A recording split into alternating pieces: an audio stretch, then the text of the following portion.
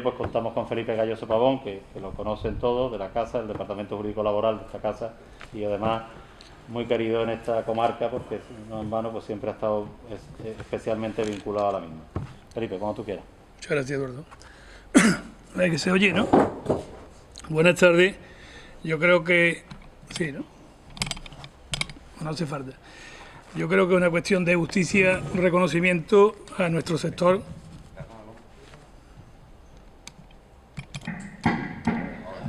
Sí. Ahora perfecto. Decía que... Buenas tardes a todos.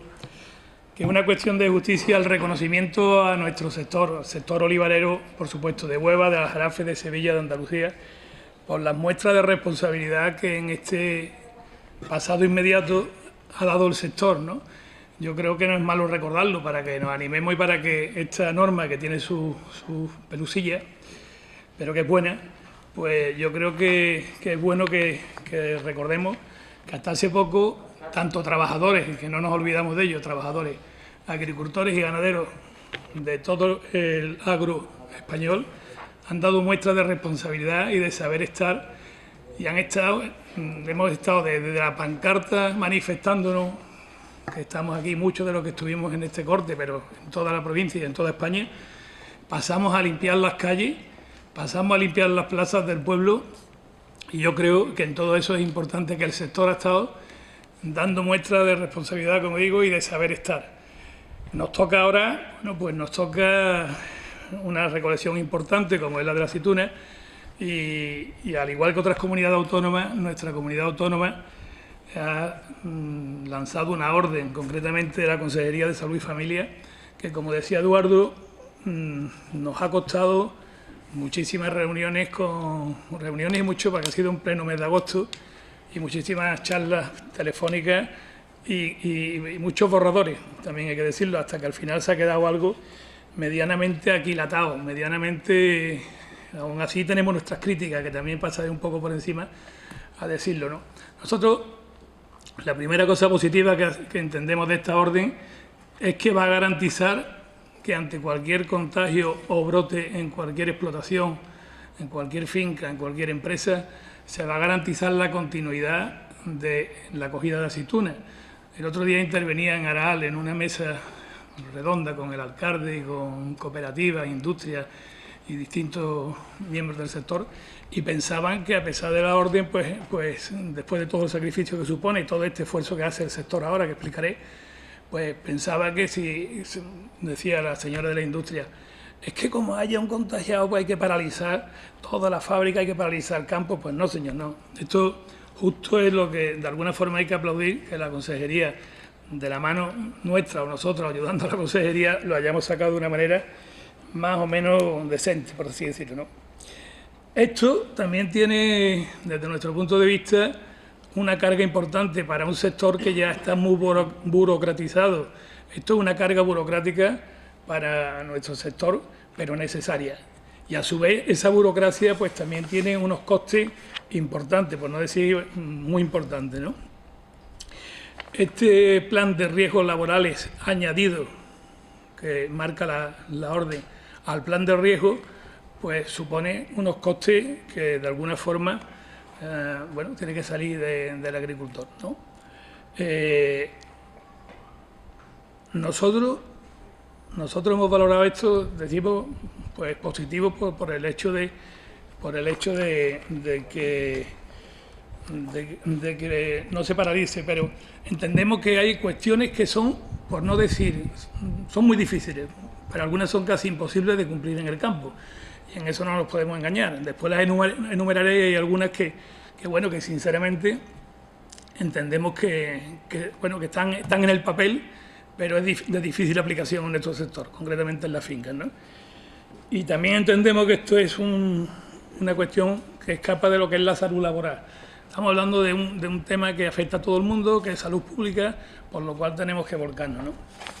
Sin embargo, el plan de contingencia especial que sale de la consejería, al igual que en otras comunidades autónomas, y que se publicó el día 1 de septiembre, tiene una serie de plazos que ya lo sabéis, ¿no? El plazo máximo de 10 días hábiles desde el 1 de septiembre, O sea, que prácticamente todos los que estén ya tenéis que tener ese plan, ¿no? Y después, en el caso de que no se tuvieran contratación, tiene que ser antes de que se realicen las contrataciones. Por otro lado, en los supuestos de existencia o conocimiento de algún contacto, sospecha en cualquier persona trabajadora, hay que comunicarlo. En primer lugar, si es la empresa, debe ponerlo en conocimiento de la autoridad sanitaria. Los encargados y los manijeros están obligados a ponerlo en conocimiento de la empresa. Y la persona trabajadora que así se encuentre deberá de ponerlo en conocimiento de sus superiores, ¿no? Todo ello, una vez que una persona se encuentra con ese estado febril o alguna de las características que tiene, pues debe de comunicarlo, y además empieza a funcionar lo que se llama el protocolo de la seguridad social, ¿no? De lo que es la sanidad pública, ¿no? Si me pongo a enumerar, que lo voy a hacer, veréis que algunas cosas, como decía, son casi imposibles de practicar en el sector, ¿no? Tenemos la obligación de tener un listado de trabajadores con datos, teléfono, población y el área sanitaria correspondiente, en este caso el área sanitaria me parece que es San Lucas, concretamente, ¿no? La formación y la información a los trabajadores, sabéis que es obligatoria y preceptiva en cualquier momento. En estos momentos es además complementaria de la formación que normalmente hay que darle a los trabajadores cuando inician cualquier campaña. En este caso, una campaña específica y fortalecida para el COVID, con una normativa mucho más de alguna forma, más exigente, ¿no? Pero insistimos que en esa formación e información que hay que dar al empiezo del trabajo, hay que hablarle a los trabajadores del distanciamiento social, lavado de las manos, uso de mascarillas, el evitar el contacto físico, todas esas cosas conlleva. Bien, es verdad, esto debe de realizarlo de alguna forma la empresa de prevención de riesgos laborales que todo el mundo tenéis que tener, pero no está de más que manijeros y todo el mundo de alguna forma lo aleccionen, ¿no? Si hubiera alguna sospecha, como decía anteriormente, de contagio o de alguna sensación febril, o bueno, pues inmediatamente hay que comunicarlo a los teléfonos decía antes, de la autoridad sanitaria, ¿no? Los trabajadores se desplazarán a la finca en su vehículo particular, con las personas principalmente o bien de la misma cuadrilla o bien las convivientes. Bueno, son formas de evitar, pero muy difícil de controlar. Yo pienso que con las cuadrillas es más fácil, ¿no? Pero después hay que tomar medidas para evitar aglomeraciones al llegar a la finca o a la salida. Bueno, gracias a Dios el campo es de las cosas que no lo ponen fácil, ¿no? Pero alguien lo ha criticado, dicen que sobra esto. Habrá que colocar un depósito de agua o jabón o el gel hidrológico, como se llama, que a mí tanta rabia me da. Yo entiendo que, bueno, que lo malo es la ubicación.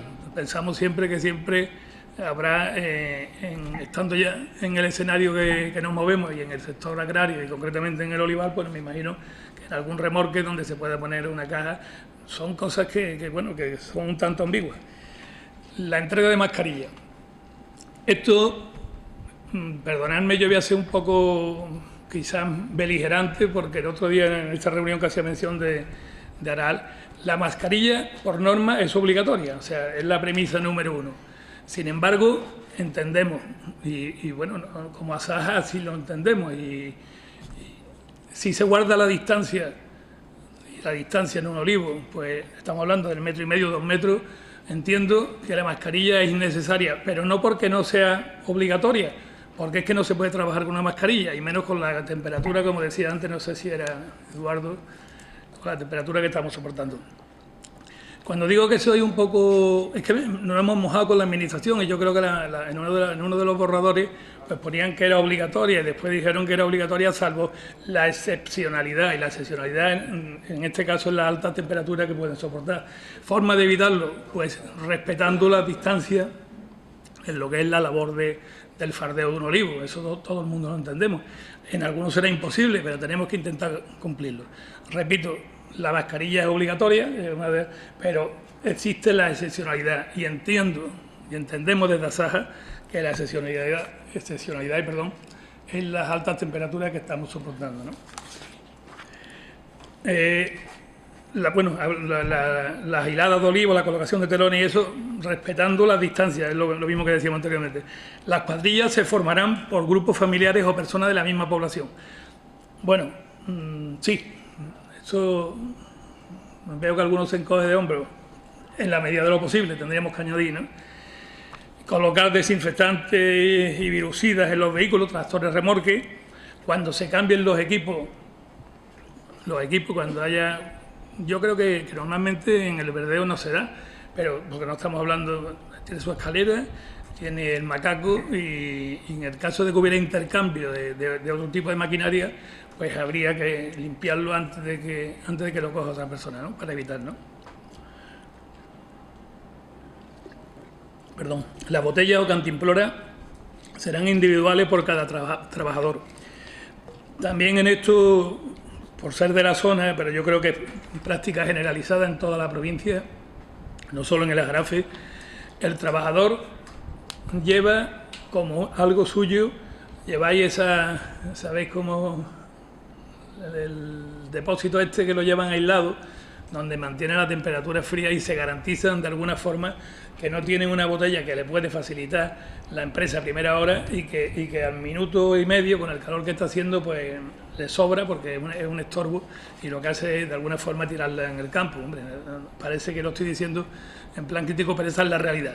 O sea, hay que facilitarle agua, eso sí es cierto, pero creo que el trabajador, y además en un sondeo que hemos realizado en distintas comarcas e incluso en conversaciones con los sindicatos, es una costumbre de toda por lo menos de la provincia de Sevilla, no sé qué será en Córdoba y en otros, pero que lleven su propio, es que no sé cómo le llaman, ¿sabes? Un depósito que lleva una sustancia aislante y que se mete en el frigorífico y tiene el agua. Garrafita, un bidón. Es un bidón no muy estético, pero sí muy práctico. Las botellas o cantimploras serán individuales por cada trabajador, lo decía antes. Las bolsas individuales para que los trabajadores arrojen la mascarilla, los restos de botella, lo que sea, y después otras bolsas, de alguna forma por cuadrilla, para echar al final de la jornada todos los desechos, todas las basuras que hayan. Por supuesto, una advertencia importante en la hora del bocadillo, cuando se pare de alguna forma a fumar o por el exceso de calor, que no se deben de mezclar nunca, bajo ningún concepto, las cuadrillas. En eso, perdonad que lo digamos tantas veces, pero creemos que un poco el secreto de que atajemos o paremos o de alguna forma ralenticemos al puñetero bicho es respetando esto, lo de las cuadrillas, tanto en el traslado, en los vehículos, como el comportamiento en las paradas, en la parada me refiero en el bocadillo o el cigarro, ¿no? Y después también, de alguna forma es obligatorio, un registro de empresas externas. Hasta ahora hablábamos de un registro obligatorio con nombre, apellido, DNI, número de teléfono de los trabajadores y parece que pueden venir, de hecho vienen personas que participan en la recolección, muchas veces se emplean, en algunos casos, siempre aquí también recomendamos que sean empresas de servicios que estén legalizadas y que cumplan todos los requisitos. Bueno, pues es muy importante que esa empresa de servicios pues tenga un registro pormenorizado con el contacto y con todos los datos posibles por si hay cualquier tipo de contagio, ¿no? Estos son todos, por así decirlo, todo que, habréis visto. Me parece que son 14 o 18. Yo sé que todo esto supone para el sector, en este caso la aceituna, el olivar, pero esto es lo que nos queda. Esto es lo que nos queda mientras no se venza esta pandemia. Y empezaba diciendo que el sector ha dado muestras de responsabilidad y de tener un alto grado de concienciación y de hecho Sevilla y concretamente, todas las comarcas, no debe hacer distinción, no se han producido grandes contagios como en otros sectores puntuales. Sin embargo, hay ese miedo, quizás motivado en las autoridades sanitarias de las distintas comunidades autónomas por esos repuntes que sabéis que ha habido, principalmente venido de gente de fuera y me atrevería a decir incluso en algunos casos ilegales que han llegado de forma irregular a nuestro país tanto en la parte de Cádiz como en la parte de Almería, Málaga y en otros puntos, ¿no? Entonces hay miedo, y hay miedo a que, bueno, a que haya un rebrote, y nuestro sector, desde luego, ni se merece que haya un rebrote, ni lo va a haber. Ni lo va a haber porque sabemos que hay una conciencia de cumplir las cosas, aun siendo difícil, que hay cosas que son casi imposibles. Decíamos nosotros en la primera reunión de toma de contacto que tuvimos después de las vacaciones, decíamos que hay cosas muy difíciles de cumplir, pero yo puedo garantizar que hay alguna imposible. Bueno, pues yo sé que el sector hace un esfuerzo por llegar hasta a las que son imposibles de cumplir. Si hay alguna pregunta, o lo dejamos para el final. Y no sé si se me olvida alguna. Bueno, sí es cierto, no solo está obligado la empresa principal, si alguna empresa auxiliar, insisto, y aprovecho para decir que ojo con las empresas auxiliares que están funcionando en el campo sevillano, cordobés, de Huelva principalmente, porque las hay legales y las hay de dudosa legalidad, sin decir que sean ilegales. No son ETT, y perdonadme que lo diga de esa forma, no son ETT, no nos confundamos. Las ETT tienen un comportamiento y unas fianzas que tiene que poner en el Ministerio para funcionar, que evidentemente los costes son mucho más altos. Ante posibilidad de poca mano de obra, no caigáis en la tentación de encomendaros en las manos de empresas de dudosa legalidad. Insisto, porque el otro día viví muy cerca, desgraciadamente muy cerca, un asunto de una persona que entendía que había poca mano de obra y tenía 50 personas sin dar de alta. Y llegó la Guardia Civil y llegó la Inspección de Trabajo. Hay que tener mucho cuidado, porque una cosa es que cumplamos las normas estas y otra es que las normas básicas de contratación, de altas y demás, que las olvidemos por cuestiones de, bueno, como dicen algunos, es que no encontró mano de obra, es que no se puede recurrir a mano de obra barata para que le haga competencia desleal al que está cumpliendo con la ley. Perdonadme que no es materia del COVID, pero nos preocupa mucho. De hecho, lo tenemos firmado en el convenio con la única parte que lo firmó, que fue Comisiones Obreras, y tenemos la obligación de recordarlo todos los años cuando llega la aceituna y cuando llega el melocotón y cuando llegan los cítricos, porque es cuando verdaderamente funcionan estas empresas. ¿Os habéis quedado mudos o me he explicado muy mal? ¿O ya sabéis todo lo que teníais que hacer? Me imagino que lo sabéis porque ya llevamos unos pocos de días y son medidas que las hemos tenido ya que poner en marcha. Y sin más no... A ver, ¿alguna cuestión relacionada con este asunto? ¿Alguna